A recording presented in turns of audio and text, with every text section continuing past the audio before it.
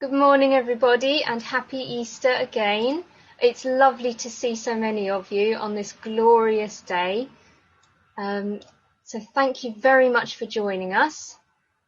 I'm going to open the meeting with the chalice.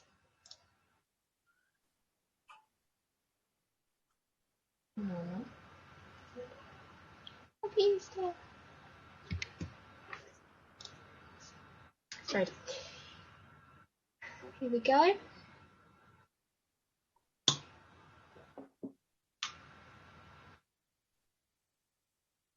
Welcome, welcome, welcome. Open your heart to welcome renewal. Open your heart to the promise of hope. Open your soul to be filled with the brightness of spring light. Open your life to the spirit of life reborn.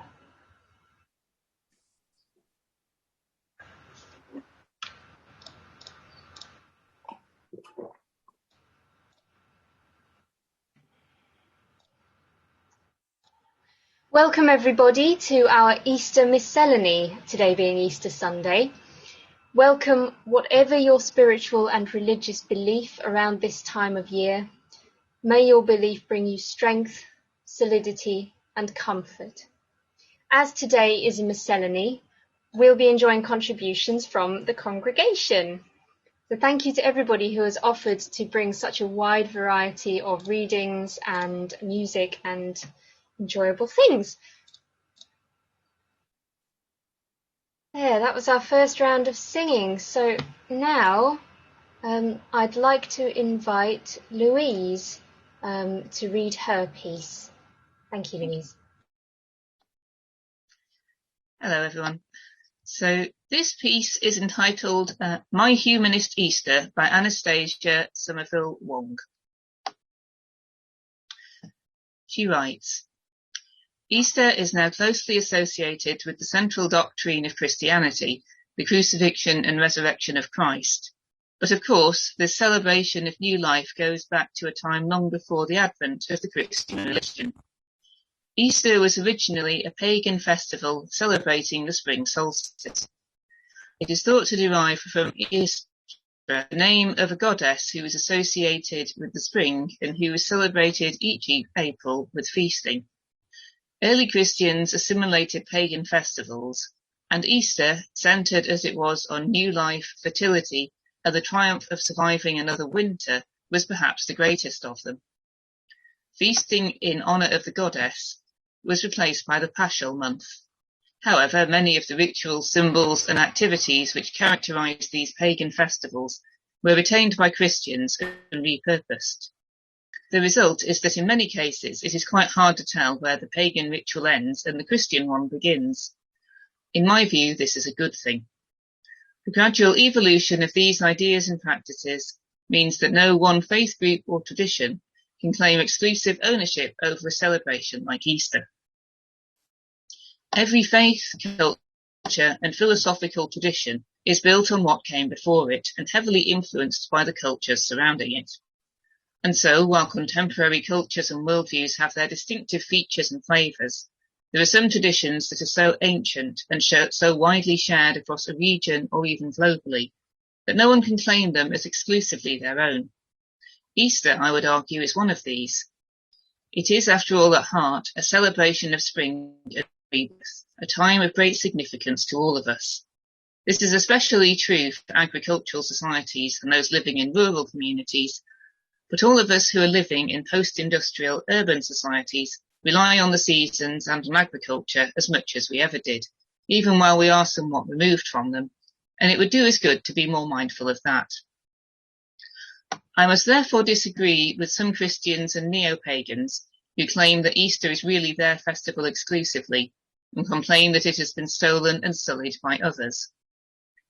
I must also disagree with non-religious people who boycott Easter because it is about outdated dogma and superstitious belief. Instead, everyone may claim ownership of Easter if they so wish, and celebrate it in a way that befits their beliefs and values. We might like to create our own family or community Easter traditions, continuing the natural evolution of its associated ideas and practices. The emphasis of Easter is, after all, on a universally human experience, that of renewal, which is also shared by most living things. The history of Easter spans so much space and time that for many of us it is an irrevocable part of our cultural inheritance, whether we believe in divine beings like Easter or Christ or not. And as a small personal reflection, I was recently able to attend the Good Friday service virtually at Altrincham Cap Chapel, led by Reverend Danny Crosby. Danny made the wonderful point that you can't have Easter without Good Friday. Easter is the season of rebirth and renewal, but it's preceded by Good Friday, the time of sorrow and loss. At these particular times, these two poles of our human experience, sorrow and loss, are present for all of us. But Easter comes after Good Friday, because after the time of sorrow, we are greeted with the time of joy. This has always been part of human spiritual experience. Anastasia goes on to say, rather than fight against the heritage because of elements we might not like, I prefer to embrace Easter and make it my own. For many secular people, and I would argue almost every child in existence, chocolate, eggs and rabbits, these things are wonderfully symbolic of new life. However, Easter can and perhaps should be about much more than the worship, albeit understandable, of chocolate. It is a celebration of life. What could be more wonderful than that?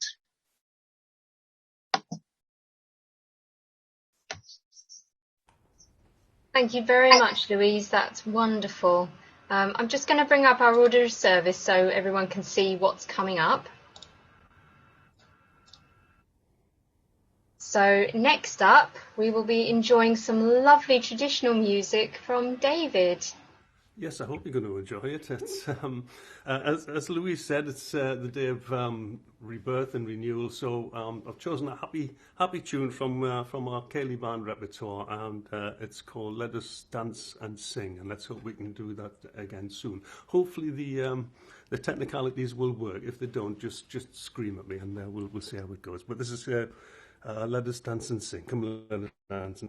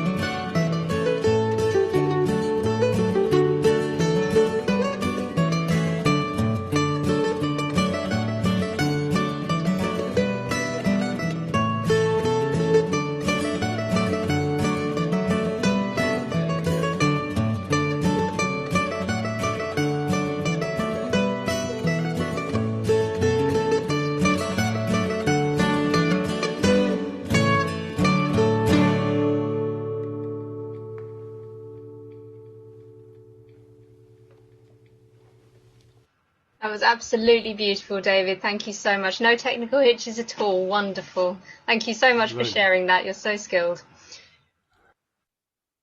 Next up, we have Ben. I'm going to invite Ben to read about some international traditions at this time of year.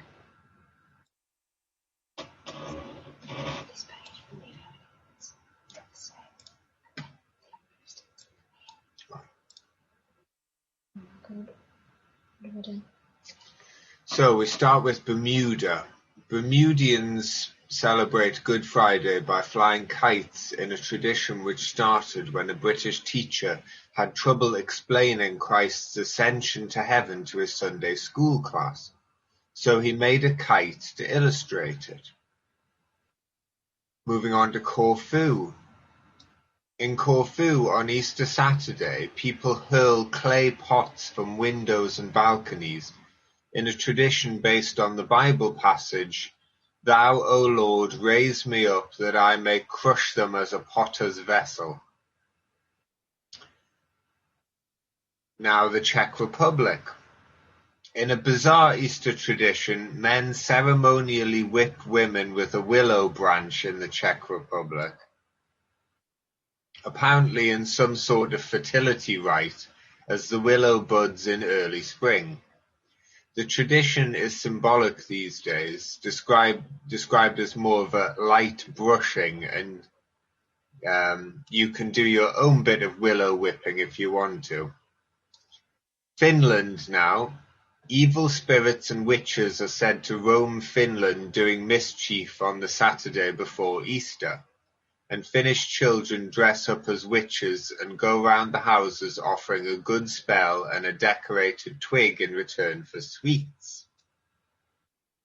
Norway.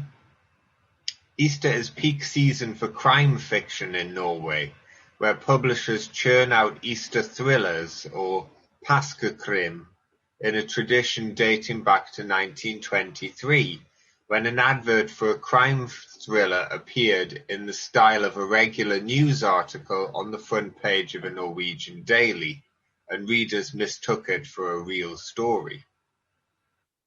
Spain. In Spain, you finish your Easter lunch with torrijas, a traditional dessert made with brioche soaked in milk and egg, which is fried and then sprinkled with sugar and cinnamon. And in the UK, why eggs at Easter?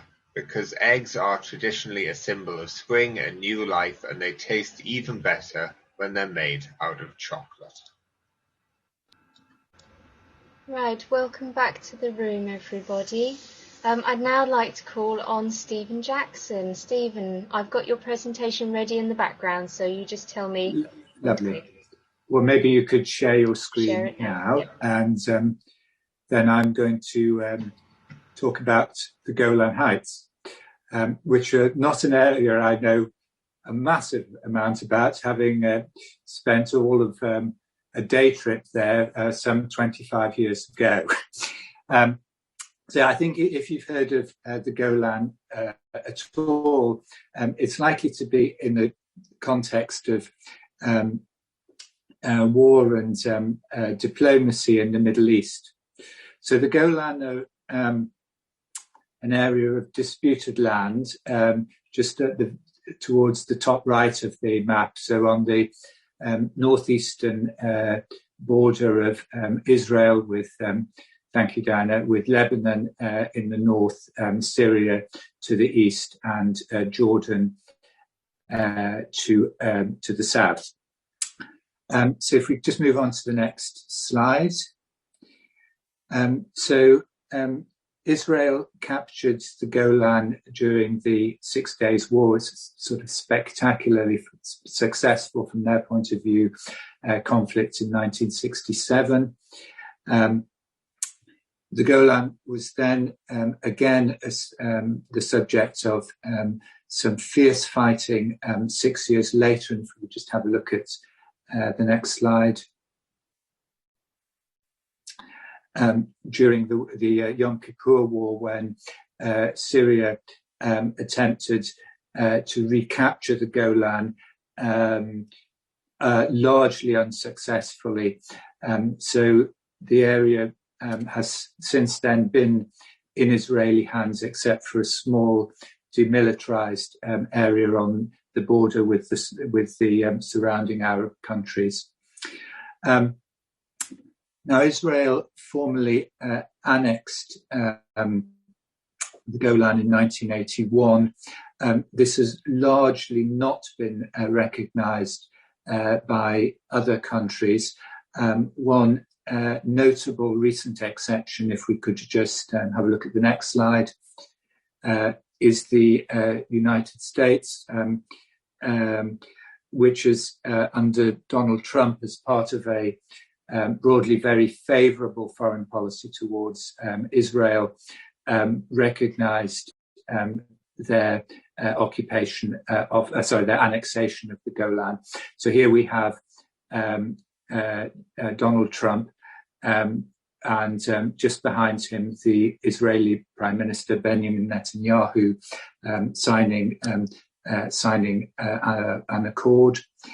And I think perhaps partly in recognition of this rather pro-Israeli foreign policy, a recent settlement that's Israeli settlement that's being built in the Golan Heights is being named as per the next slide, if we could have a look at that. So here we have Mr. Netanyahu again at the sort of foundation ceremony for the Trump Heights settlement. So that's the politics. There's another aspect that I wanted to bring out about the Golan, though, and it's one that I wasn't aware of until I visited. So if we could have a look at the next slide. And that is that it's an amazingly scenic area. So very sparsely populated, but some lovely scenery. And when I spent the day there, it was about this time of year, and large areas of the Golan were covered in wildflowers. So we just have a look at a few of those. So if we have a look at the next slide, please. So there's some flowers. I'm no botanist. And here are some more. And then if we have a look at the final slide, there are some more. The slide on the right is on the very western edge of the Golan. And it's looking down at what in the Bible's called the Sea of Galilee, also Lake Tiberias nowadays. So this is on the very western edge of the Golan. But one of the reasons why there are so many wildflowers is that, if we just have a look at the next slide, this is a heavily militarized area. So there are lots of areas where civilians are not allowed to go, either because they're used for military operations, or because they have uncleared landmines and other explosive ordnance from the two wars that I talked about at the start.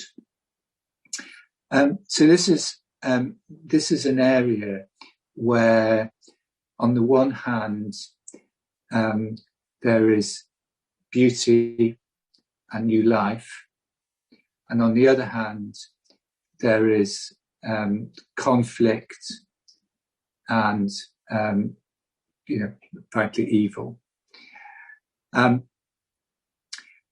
I think I wanted to finish by drawing out from this a point that Louise in particular made, and that Joe also referred to, and that is that Easter isn't just today, it's also Gethsemane and the trial and the crucifixion and the Saturday in the tomb. And if we could just show the last slide. But for Christians, the good and the evil, the life and the death, the ugly and the beautiful, aren't just inextricably bound up together at Christmas. And I want to just use this slide to demonstrate that. So this is not from the Golan, as you probably may be able to tell. It's actually from a very flat area of land in northern France, come southern Belgium. And it's an early 15th century altarpiece depicting Easter. And you've probably come across the idea that in medieval churches, imagery was used in a way that's similar to the way that we use books now for an age that was where lay people were largely illiterate. And it's a way of teaching people and showing them the Christian stories and Christian doctrine. And like a book in the West, I think this altarpiece actually reads from left to right. So we have in the left panel, we've got Good Friday and the crucifixion. Then in the middle, we have, if you like, Saturday, the entombment. And then on the left, we have the new life and resurrection of Easter Sunday. And the Christian message is that they believe that the new life and the good of Easter Sunday is triumphing over, if you like to use their language, is redeeming the evil and the suffering. And I hope that that's something that we can wish both for the people of all the countries that surround the Golan Heights and for each other. Okay, thank you. That's it.